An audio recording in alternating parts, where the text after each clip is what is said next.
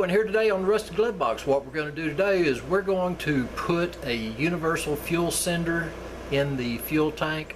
What you have to do is check the ohms of resistance that your particular fuel gauge works. If you're not replacing it, the sender and the gauge as a unit.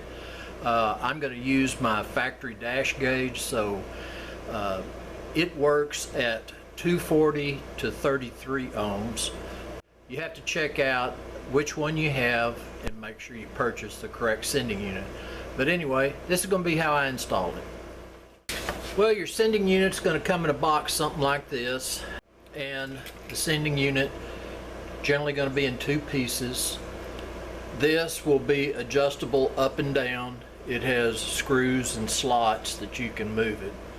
How I determine the length of this is I will measure the tank, and my tank is right at 12 inches.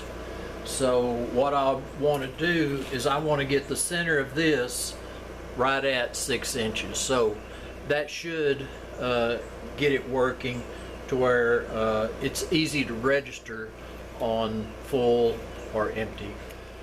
Well, to adjust it, I mean, you can really expand this thing out and it can get really long, or you can collapse it, and that way you can get the length that you need. I need about 6 inches for this to be correct for my tank, and what I'll do is just measure center line of this sender up here to the plate, and mine is real close if I just collapse it all the way without doing any cutting on this. But anyway, looks like I'm going to be able to use it as is without modifying the bracket. And you'll notice that this sending unit doesn't have a float, and it comes as a separate piece like this. You'll adjust it to length, and there's a set screw here on this one, and you'll tighten it down tight, and you'll cut the excess off.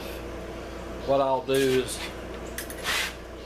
I'll just kind of figure out what length I need to cut it, and then I'll attach it.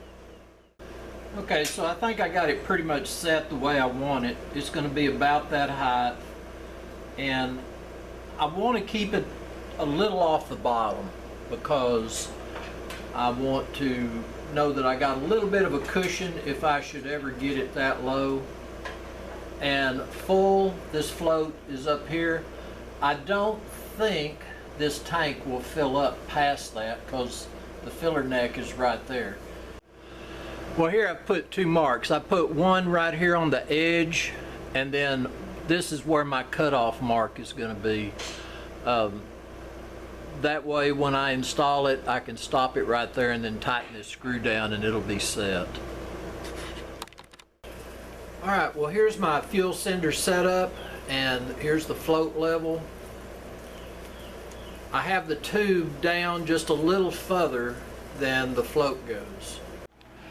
Well, I decided to go ahead and mount the unit on the tank, and I made some little all thread to fit on the tank and hold everything in place. Got some little washers and lock nuts and got them all in there. I set a ground wire on here to make sure that the sender can get a good ground, and this will go to the gauge, this one right here. This I'll attach to the frame somewhere. Well, guys, I appreciate y'all coming by and watching me install that sending unit in the tank. I've got all the openings capped off, so we're going to store it for a little while before I put it in the truck. I'm going to replace floorboards and all of that, and don't need to have that tank in the way while I do all that. So anyway, I appreciate y'all coming by the shop today. This is Rusty Glove Box, and I'm out of here.